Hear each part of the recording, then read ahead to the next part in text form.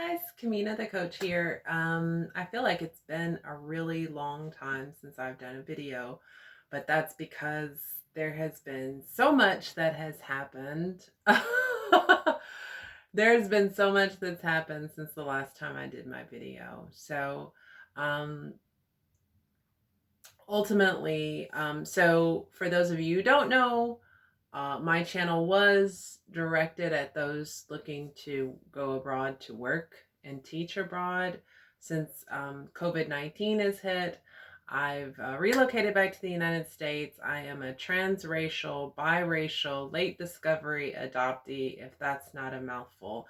And I've kind of rededicated my life to helping adoptees, and I kind of feel that this is my calling. I've always known that I was supposed to be helping people. It just so happens that this looks to be my niche. Um, I'm very honored to have people recognize me all over the world and kind of reach out to me from kind of all corners of the earth. And I'm honored, and I accept that it is a very big responsibility. So, having said that, if you reach out to me at KaminaTheKoach@gmail.com and it takes me a minute to get back to you, please don't be offended. I'm also Amina Hall, like Kamina without the K.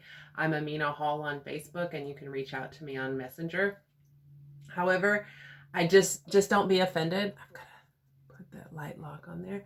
Just don't be offended if I don't respond right away. Self-care is really important, and I am in the midst of reunion right now. So that's what this video is about. This video is about reunion, and I'm going to reiterate what I said before in another video about not expecting reunion to heal all your wounds. So without further ado, my name is Kamina. As you know, I'm biracial, half Italian and half African American. I did not even know that for sure until I got my ancestry DNA results back about a month ago, I guess. It's been a whirlwind. So my mother, and the only person I will refer to as a mother is my first mother. My mother's two uncles showed up as my matches on Ancestry, so she was really easy to find. Finding her and my brother, her sister, my three cousins was rewarding in that it let me know that I wasn't lost to the world. They had always thought about me, and it was really nice to know. I do, however, identify very strongly as an African American woman, and while I am not political, I am very aware of racism, and I face it daily.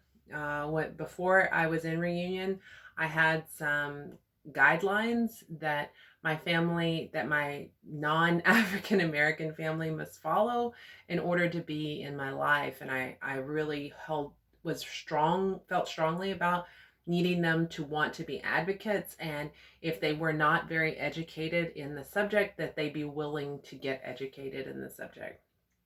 So upon finding that family, and I found them first because I had a search angel who was very, very biased. Because she is herself a birth mother and she herself is also white. So she felt like finding my mother was most important when I expressed to her that I was really most interested in finding my African American heritage. Nonetheless, I connected with my mom and my brother and their family first, and I got a warm welcome. However, then quickly met with a lot of microaggressions. Since then, I have been unfriended on Facebook by my mother, and my brother blocked me. I had put a post out on my page that was a public service announcement, and it wasn't just to them, it's to any of the white people left on my friends list, but all the white people on my friends list already know it. All the white people on my friends list are advocates already, or else they wouldn't be on my friends list. I've I only have like 30 friends on my Facebook page. So again, this isn't about being political. This is just about my reunion journey and having kind of a secondary rejection. She had seen my post, my YouTube video about requiring that my family be advocates, not just accepting, because so the problem, or at least the problem as I saw it, is they see me just as me instead of being able to see me as an African American woman. And they see me as their Italian, they see me as mostly Italian. They are not willing to try to understand the African American experience or the person of color experience. And in order to be in my life, it's just a mandatory. I've been my race has been discredited and ignored for so long, having been raised by white people who tried to deny all of my blackness. I cannot live like that anymore, and it's very important to me to live authentically. So while it is, and I feel it all in my throat as I talk about it, it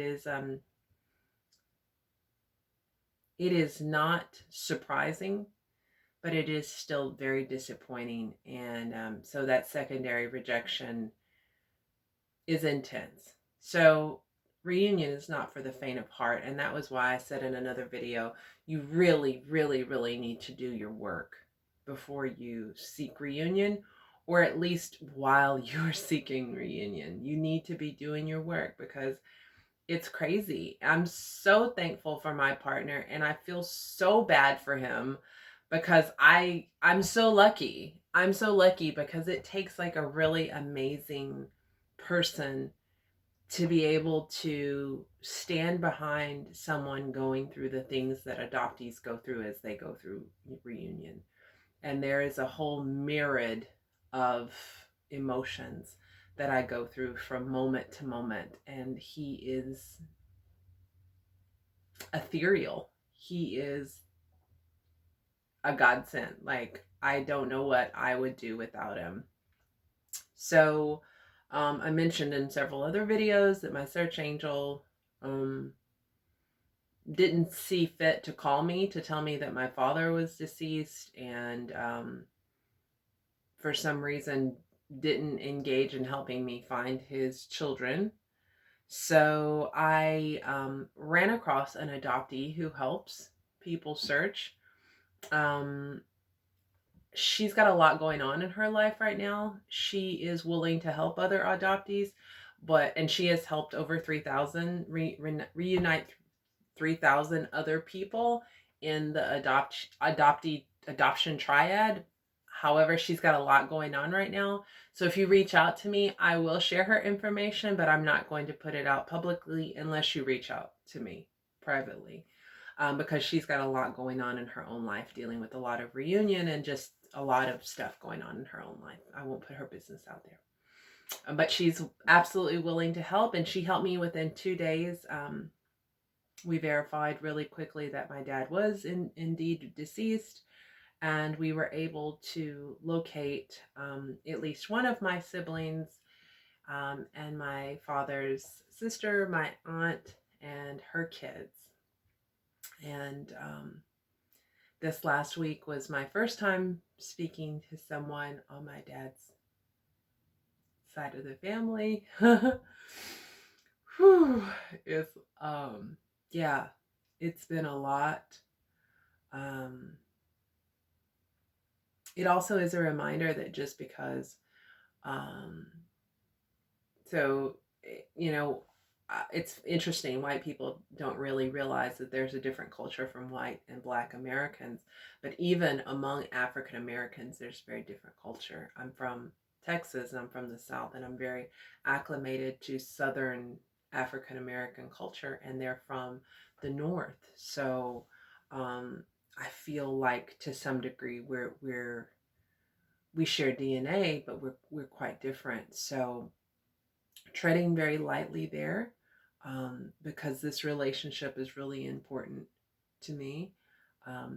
I can tell we're quite different, but it's important to me to get it right. Um, I learned really important things about my dad. Um, some scary things.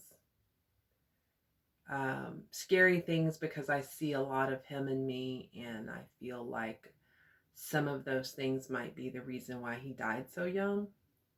I got my health. So before I started my search, my goal was this: health information, siblings, um, for health information, my ancestry back to slavery.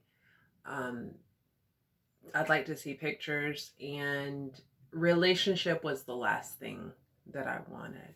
So I feel really lucky. I feel really lucky to have gotten all of those things.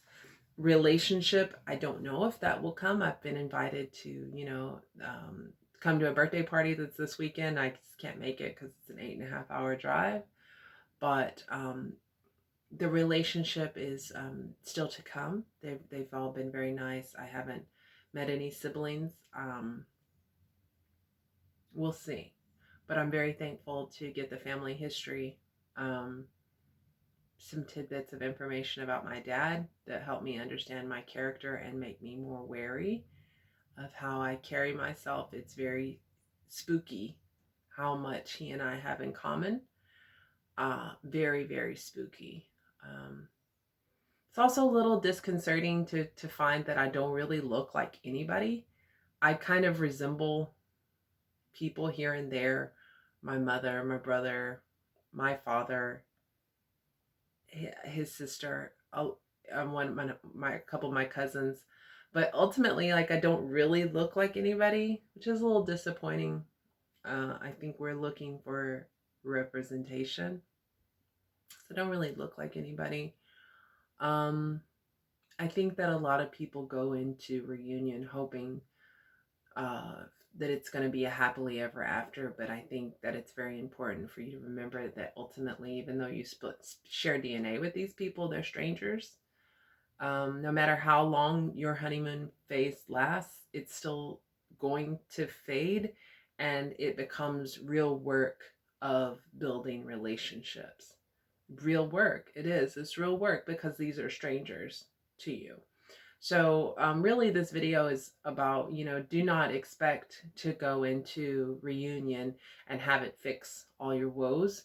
Do not go into reunion fragmented, expecting it to put you back together, because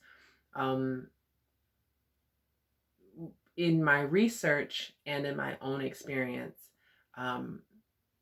reunion will really shatter you if you're not really together and prepared. However, do I recommend that you search for reunion? Absolutely, because getting my story. So also one of my goals was to get my story. Unfortunately, I don't have my father's side of my story, but I have my mother's side of my story, and that's important.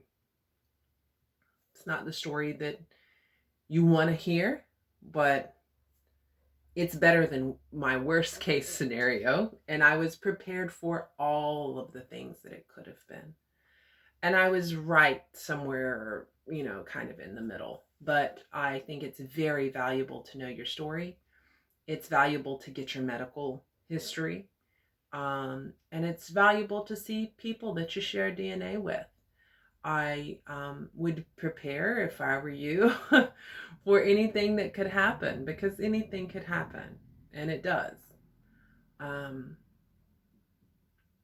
wouldn't say that my story is necessarily a happy story, but it's definitely not the worst that I've heard. But I will say this, is really important to me not to compromise my values going into this. Not to compromise my values for a relationship. And because to me, that was not a relationship. And that was what I had with my adopted family, a relationship based on lies, and at the cost of my integrity. And I was absolutely not willing to do that this time around. And I tell you that even though it hurts, it does. It hurts. Even though it hurts, it feels really, really good to have stood my ground and to still stand my ground.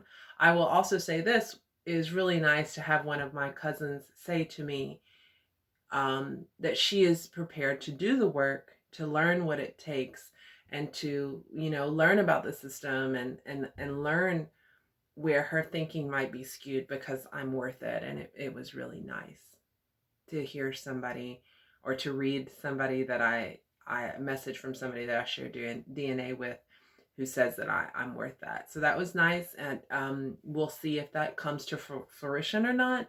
But it was just nice to hear it. And again, it was nice to hear that they had been thinking about me.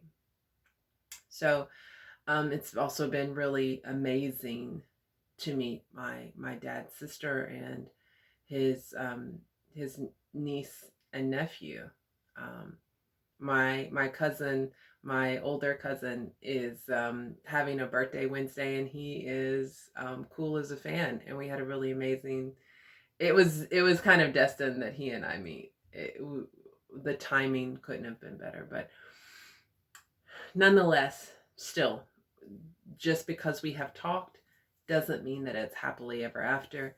Doesn't mean that secures a relationship forever. All relationships take work. Again, I'm eternally grateful for my partner. It would be very, very difficult to do this without him. I'm very thankful for my two transracial adoptee girls. One is also a biracial adoptee. God, I love them so much. I love them so much. And I wouldn't be able to do this without them either. You really need people in your life who understand.